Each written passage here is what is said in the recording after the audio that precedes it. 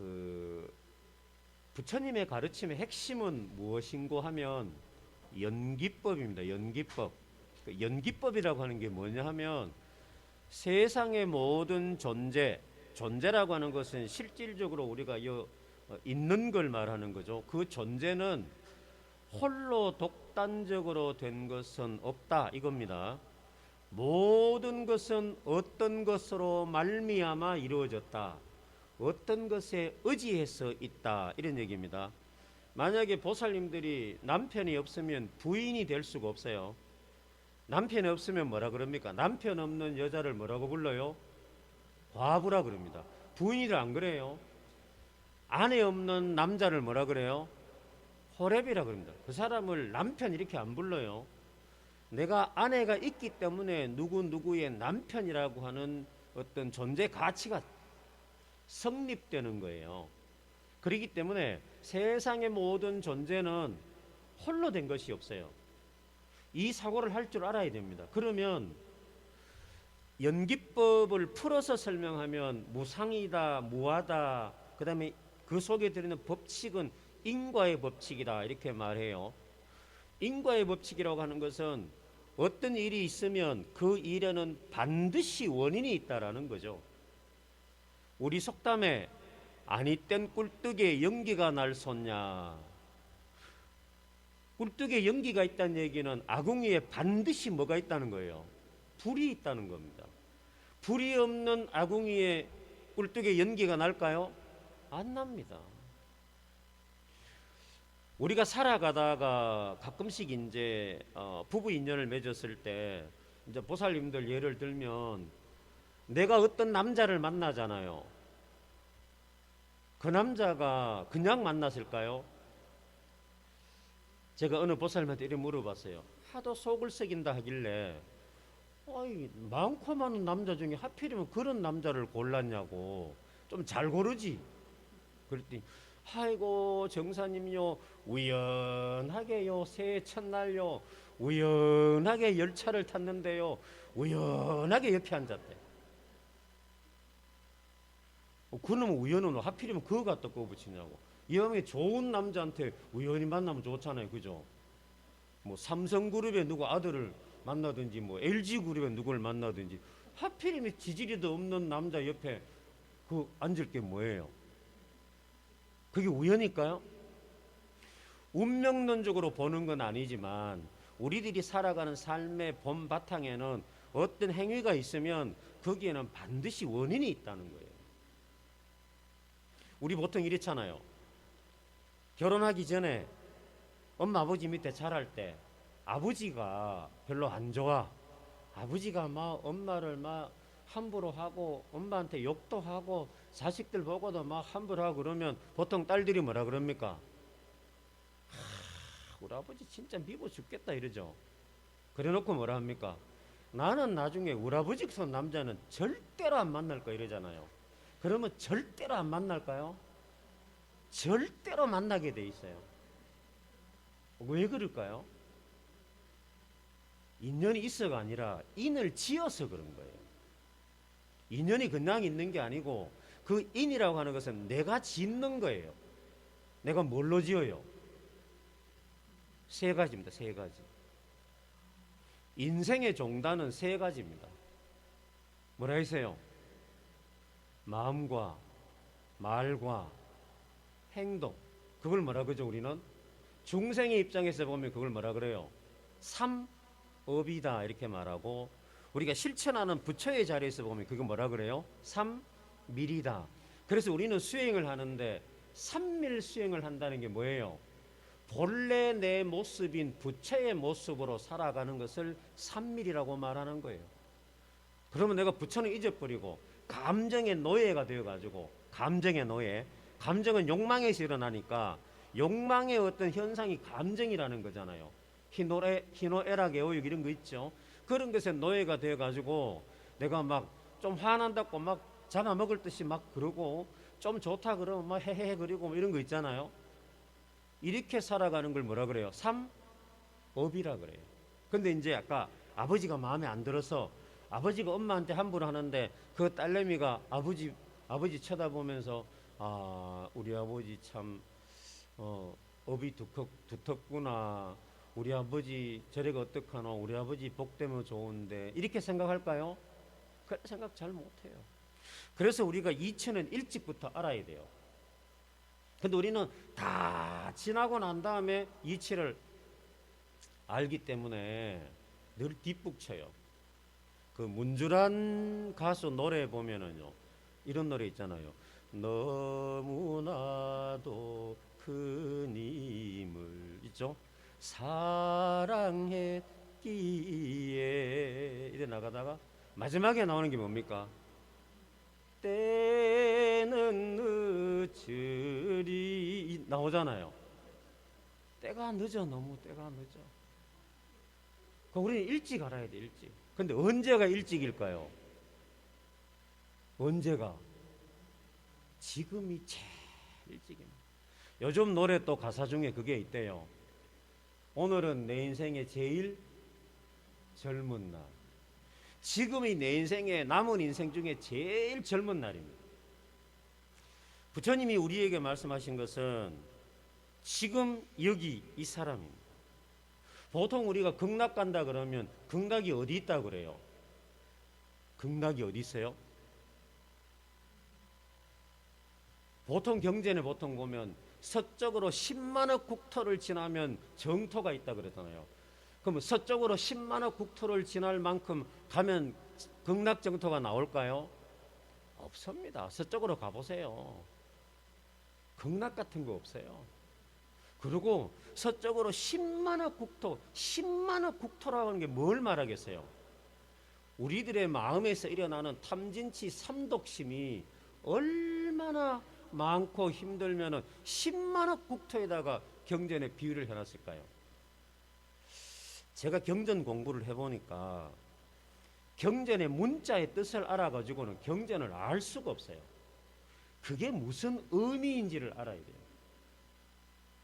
우리나라 속담에 개떡같이 말해도 어떡하지 알아들으라고? 찰떡같이 알아들어야 되는 거예요. 그게 그냥 될까요? 그냥 안 됩니다. 그러니까 우리는 개떡같이 말하는데 그게 개떡이 아니라 그 개떡 속에 들어있는 진짜의 뜻을 알려고 그러면 뭐가 있어야 돼요? 지혜가 있어야 되는 거예요. 지혜가 없으면 내 감정, 욕망만 가지고 세상에 일어나는 걸 보면 그것이 무슨 뜻인지 알 수가 없어요. 만약에 아까 말씀드린 아버지가 함부로 살아가는 그 딸이 정말 지혜가 있다면 아버지가 엄마한테 함부로 하고 그러면 아버지를 미워하고 원망할까요? 안 합니다. 아, 우리 아버지가 얼마나 힘들면 저러실까? 이렇게 생각합니다. 지혜가 일어나면 마음이 그렇게 변해요. 지혜가 안 일어나도 마음이 변합니다. 그죠? 어떻게 변해요? 지혜가 없으면 더럽게 변하지. 마음이 더럽게 변하면 어떻게 될까요? 귀신 같은 짓을 하는 거죠. 보통 옛날 어른들 그랬잖아요. 저거 귀신같이 저놈 새끼 저거 말이지 귀신 같은 짓만 한다 이러잖아요. 그거는 마음이 어떻게 변했다는 거예요?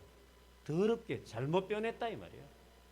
근데 이제 마음이 지혜롭게 밝게 변하면 이제 세상을 개떡같이 말해도 찰떡같이 착 알아듣는 거예요. 옛날에 그 어리석은 사람 얘기 알죠? 옛날에 아들이 한 7푼이 됐던가 봐요. 아버지가 이제 걱정이라, 아이고 저놈의 새끼 저걸 웃자노 싶어가 그래가 한 번은 아들아 내일은 장에 좀 갔다 오자 이랬더니 아침에 일어나니까 아들이 없어. 그래가 반나절 좀 지나고 나니까 아들이 와서 근데 어디 갔다 와? 아버지가 아침에 장에 가라 그게 장에 갔다 왔다는 거야. 얼마나 어리석으면 그러겠어요. 그죠? 그래가 아버지가 걱정이 돼가 아들한 이제 늘 걱정하고 있는데 아버지가 이제 병이 들어가 돌아가실 때가 됐어요. 그래가지고 저 아들을 어떻게 하나 싶어서 짝대기를 하나 구해가지고 짝대기를 주면서 아들아 살아가다가 니보다 더 어리석은 사람 만나거든 이걸 주라는 거예요. 그래 아들이 아버지 어디 가시는데 이걸 줍니까? 나는 이제 멀리 간다라는 거예요. 멀리 얼마나 멀리 갑니까? 갑자기 아버지가 이제 자기 죽는데 얼마나 멀리 가냐니까 알 수가 없어. 저승길이 뭐 얼마나 되는지 알아요? 보사님들 저승길 얼마나 되는지 압니까? 회신곡에 보면은 저승길이 어디 있다 그래요? 저승길이 멀다더니 대문 밖이 저승이요 이래 나오잖아요. 저승이 대문 밖이 저승이요. 그건 우리는 막 그 길이 엄청나게 많은 먼 것 같지만 문 밖이 저승길이라고. 그 다음에 또 언제 갔냐 그러니까 언제 가는지도 몰라. 내가 언제 죽을지 알아요? 내일 갈지 모레 갈지 그죠? 병이 들고 죽기는 죽는데 언제 죽는지 몰라. 보살들 아세요? 보살님 돌아가시는 날 아세요? 그 자신 있게 모른다 하면 됩니까? 알똥말똥하다 이래야 되지. 앞으로 누가 물으면 몰라요 이러면 안 되고 알 것도 같기도 하고 모를 것도 같기도 하면 이래야 됩니다. 그죠? 그래야 공부한 사람 같지. 평생으로 절이란다. 시민당에 다니면서 공부해놓고 엄마 언제 돌아가실 겁니까? 그러면 몰라 이래 보면 안 되잖아요. 글쎄 말이자 알똥말똥하네. 똥이 두무디기다 이래야 돼요. 모른다 하면 안 돼. 그러니까 아버지가 아들이 갑자기 그래 물으니까 안 그러겠어요. 그죠? 그러니까 아들이 몇 가지 물어보고 난 다음에 아버지가 준 짝대기를 누구에게 줬다는 거죠? 돌아 아버지한테 갖다 준 거지. 세상에 이렇게 어리석은 사람이 어디 있어? 가기는 가는데 어디 가는지도 몰라. 언제 가는지도 몰라. 그 길이 얼마가 되는지도 몰라. 그죠? 제가 옛날에 밀각시민당에 처무할 때요. 1989년도인가요? 처무할 때 사근동 보살님이 계셨어요. 그 며느리가 지금도 심당에 다니실 거예요. 그 시어머니, 그 시아버지가 야야 10월 18일 날 떡을 4마리를 하고 김치를 50포기 담그고 뭐를 감주를 몇 마리 이렇게 시키더래요. 아버님 왜요? 시키는 대로 해라 이랬어요. 그날 무슨 일이 났을까요? 시아버지 돌아가셨어요. 우리가 그 정도는 돼야 되지 않을까요? 그죠? 원만히 보면 평생 했는데 또 그런다고 또 갑자기 정사님은 언제 죽습니까? 물어보면 안 되고 저도 아직 몰라. 똥이 두무디기야. 알 것 같기도 하고 모를 것 같기도 하고. 대단하죠? 우리가 이제 이렇게 시민당에 다니고 원만히 반매음을 부르고 반야심경을 외우고 금강경을 공부하고 화엄경을 공부하는 이유가 뭐예요? 골치 앞에 그거 말아 합니까? 그죠? 맨날 뭐 여기저기 놀러나 다니면 얼마나 좋겠어요? 왜 하죠?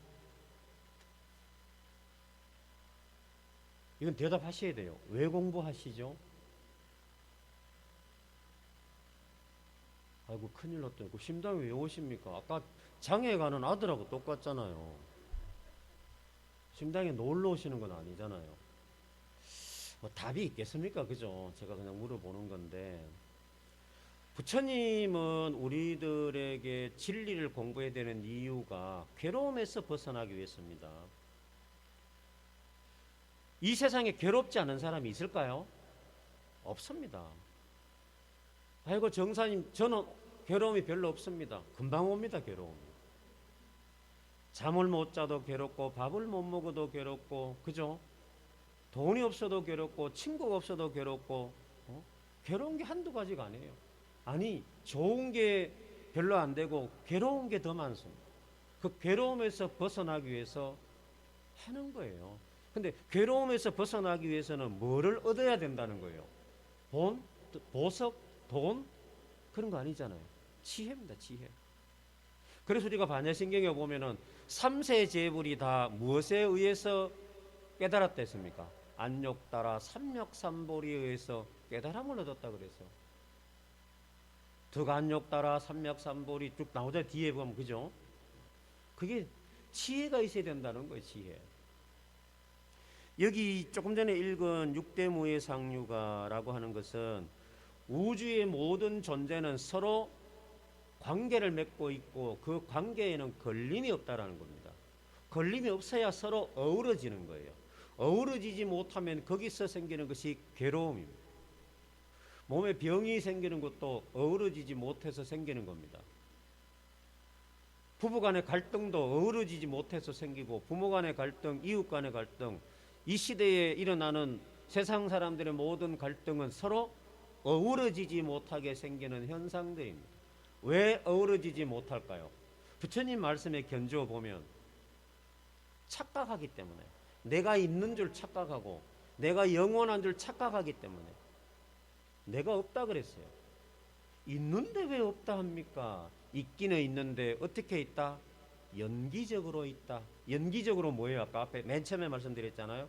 내가 어떤 것으로 말미암아 있기 때문에 세상에 아무것도 없으면 내가 존재할 수 있는 것 같지만 존재할 수 없습니다. 내가 존재할 수 있는 것은 가장 근본적으로 누가 있어야 돼요? 엄마 아버지가 계셔야 됩니다.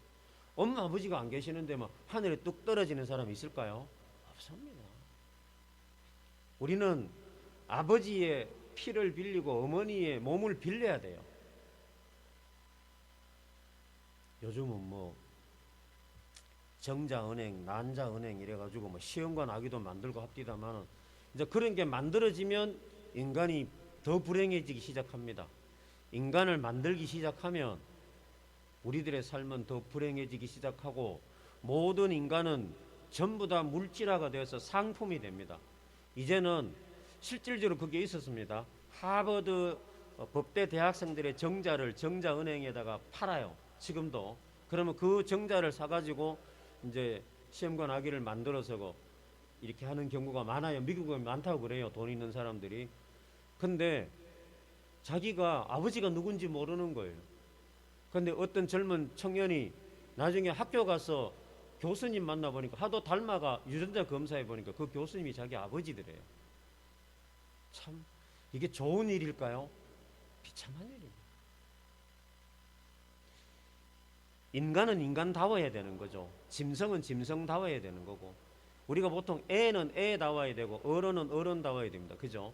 애들이 시민당 가서 막 떠들고 돌아다니면 우리는 뭐라 하잖아요. 뭐라 하면 안 됩니다.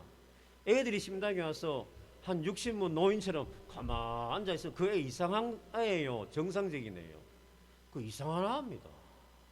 병원에 데리고 가봐야 돼요. 애들은 오면 막 쫓아다녀야 돼요. 그래야 건강해.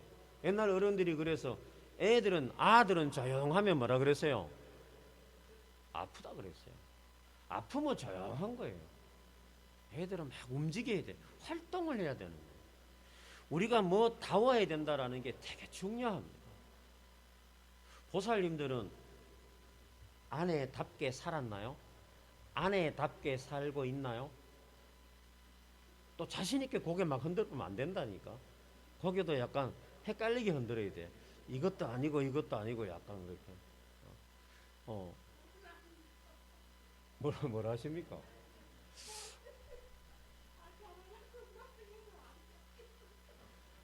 아내답게도 어렵고 엄마답게도 어렵습니다. 그죠? 그 다음에 딸답게는 살았나요? 우리 이게 생각해 보면요, 점수 한 매겨보면 이거 점수 제대로 나오는 게 되게 힘들어요. 그래서 우리는 불교 교리, 부처님 가르침의 이론은 자기 반성과 자기 비판이 주로 되어 있다 그랬어요. 자기를 반성하고 자기를 비판해야 되고, 그 다음에 반성과 비판이 나오면 그 뒤에 따라오는 게 뭡니까? 참회와 실천이 따라야 되는 거예요. 짧은 시간에 큰 얘기를 하려니까 쉽지는 않은데, 오늘 제가 하고자 하는 얘기는 뭔가 하면은, 나머지는 제가 상세한 거는 갈수록 또 말씀드리고요. 인생의 모든 것은 전부 다 연결되어 있습니다. 육대무의 상유가라는 말은 우주 만물이 서로 관계가 있을 뿐만 아니라 밀접한 서로의 어떤 역할을 주고받고 있다 이 말입니다. 보통 보살님들이 이제 연세 드시면 이렇게 말합니다. 아이고 정사님요, 내가 막 한 10년만 빨리 알았더라도요, 이렇게 말해요. 그 어리석은 소리입니다. 지금 아는 게 천만다행입니다. 그 다음에 아이고 내가 늙어가마 지금 연기법 그런 거 알아가 뭐합니까, 이렇게 말해요. 인생에는 늙고 젊음이 없습니다. 그거는 우리가 그렇게 막 표현하는 것 뿐이지 늙는다고 인생이 별거 아니고 젊었다고 인생이 대단합니까? 그런 거 아닙니다. 이렇게 잘못 알고 있는 게 있어요. 초등학교는 중학교 가는 과정인 줄 알고, 중학교는 고등학교 가는 과정인 줄 알고, 고등학교는 대학교 가는 과정인 줄 아는데 그렇지 않습니다. 인생은 초등학생은 초등학생으로의 가치가 있고, 중학생은 중학생으로의 가치가 있고, 대학생은 대학생으로의 가치가 있는 거예요. 그 가치는 똑같습니다. 99세 먹은 노인의 인생이나 1살 먹은 아이의 인생의 가치는 똑같은 겁니다. 그 다음에 부처님께서 뭐라 했습니까? 생사가 일여라 그랬어요. 우리는 죽고 태어나는 게 없어요. 우리 눈에 안 보이니까 죽었다고 말하는 거지, 우주 전체로 볼 때는 죽은 게 아니에요. 그러니까 우리 옛날에 어른들은 살시다가 그 이제 죽으면 뭐라 그래요? 저기 옆 동네에 그 김아무개 어르신이 죽었다 이렇게 표현합니까? 뭐라고 말해요? 돌아가셨다 이렇게 말해요. 어디로 돌아가세요? 본래의 자리로. 본래의 자리가 어디예요? 지수화풍의 자리로 돌아간 거예요. 우리 무상교성 아시잖아요. 사람이 죽으면 뼈와 트럭과 살은 다 어디 돌아가고? 땅에 돌아가고, 피와 눈물과 진액은 다 어디? 물에 돌아가고, 따뜻한 기운은 불에 돌아가고, 움직이는 힘은 바람에 돌아가서 4대가 각각 떠나고 나오죠. 4대가 이 물질의 어떤 근본 자리를 말하는 거 아닙니까? 이렇게 돌아가는 거예요. 돌아갔다가 또 인연이 되면 또 어떻게 해요? 또 오는 거예요. 근데 우리가 뭘 끝이 있어요? 끝이 없어요. 그러니까 오히려 나이가 들면 들수록, 나이를 먹으면 먹을수록 공부를 더 해야 돼요? 덜 해야 돼요? 더 해야 돼요. 경로당 가가 고수도 칠 시간 없어요. 그러니까 연세가 들면 들수록 어디 오셔야 돼요? 시민당에 오셔야 돼요. 시민당에. 시민당에 오셔가지고 이 이치를 공부해야 되는 거예요. 근데 뭐 경로당 가가 고수도 치고 윷놀이 하다가 뭐 잡혀본다고 놀래가 뭐 억하고 돌아가시고 이러는 데 있어요. 새동 얹어놨다가 말이 잡히는 바람에 뭐 화가 나가 뭐 돌아가셨던 거예요. 그죠? 고수도 치다가 또 스리고에 피박 맞아가 열받아가 돌아가시고 말이죠. 심당에 오면 그럴 일 없습니다.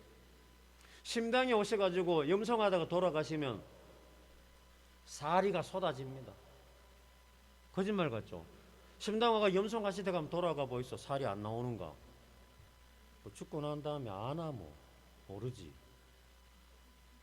되게 중요합니다. 제가 웃자고 하는 이야기지만. 그래서 오늘 제가 전하고자 하는 메시지는 뭔가 하면은, 우리들이 살아가는 삶의 모든 사람, 모든 물건, 모든 일이 아주 밀접한 관계를 맺고 있기 때문에 어떤 사람에게도 함부로 하면 안 되고, 어떤 물건도 하찮게 여기면 안 되고, 어떤 일이라도 우습게 보면 안 된다 이 말입니다. 전부 다 소중하게 생각할 줄 알아야 됩니다.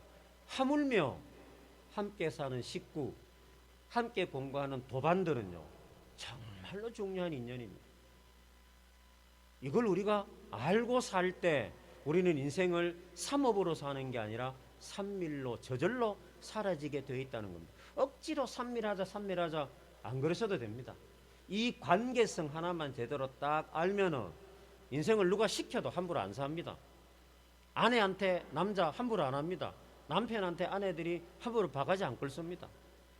자식이 부모한테 저절로 효도하게 돼 있고, 자식은 부모한테 효도하게 돼 있고, 부모는 자식을 사랑으로 감싸주게 돼 있어요.